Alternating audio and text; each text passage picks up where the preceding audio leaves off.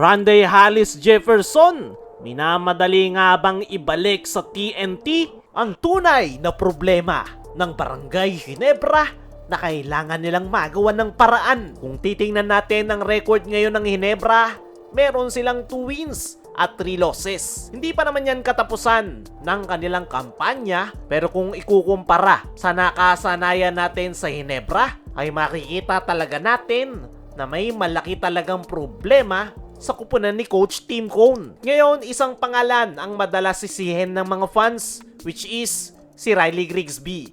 Marami ang nagsasabi na hindi raw effective si Grigsby bilang import, malayo raw yung performance niya kay Brownlee at isa raw siya sa dahilan kung bakit nahihirapan ang Ginebra. Pero para sa akin mga chong, hindi si Grigsby ang tunay na problema ng Ginebra. Oo, aminin natin, malayo talaga si Grigsby kay Brownlee. Si Brownlee kasi hindi lang scorer. Siya yung klase na player na kapag nahihirapan ang Ginebra, alam mong may gagawin.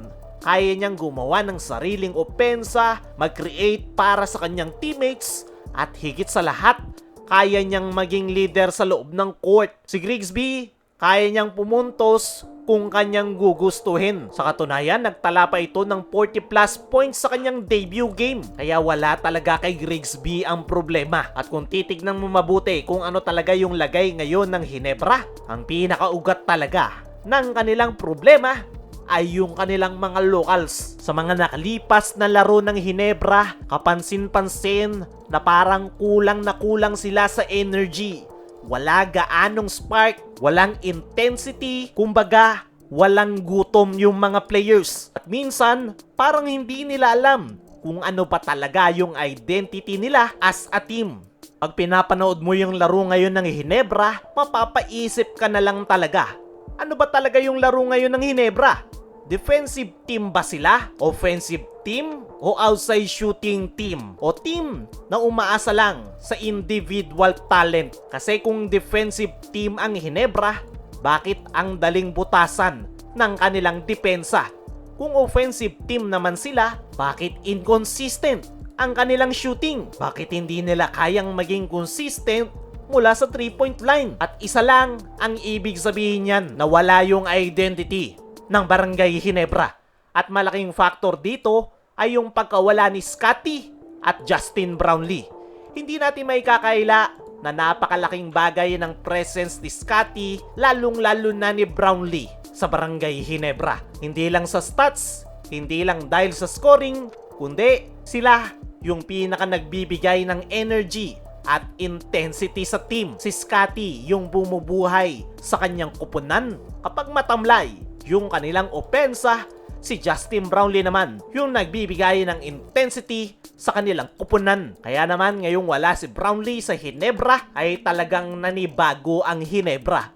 10 taon ba naman nila itong naging import, kaya naman ramdam nila yung pagkawala ni Brownlee. Pagdating naman kay Scottie, siya yung tipo ng player na kahit hindi nangunguna sa scoring, ramdam mo yung impact niya sa buong laro. Dahil yan sa kanyang hustle, rebound, depensa, leadership, at higit sa lahat, yung energy na nahahawa niya ang buong team. Kapag nandyan si Scottie, buhay na buhay ang Ginebra. Pero ngayon na hindi siya nakapaglalaro, bagsak talaga yung energy ng Ginebra. At yan talaga yung pinakakailangan nilang magawan ng paraan. Kailangan gisingin ni Coach Tim yung kanyang mga players dahil kulang talaga sa gutom, na dahilan kung bakit malamya yung kanilang performance nitong mga nakalipas nilang laro. Sana lang talaga ay magawan niya ng paraan ni Coach Tim Cone dahil nakakakalahati na tayo ngayong elimination round. Kayo mga chong, ano ang masasabi nyo sa tunay na problema ng Ginebra?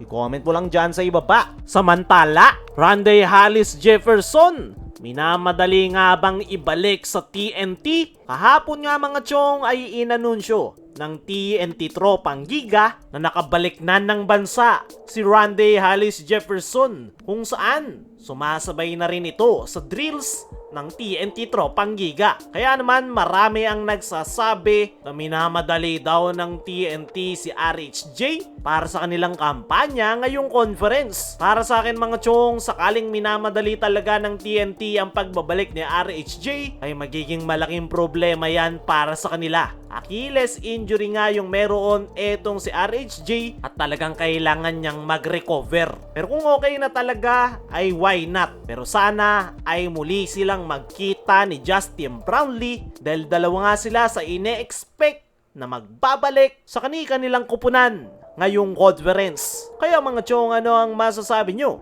Minamadali ba ng TNT si RHJ?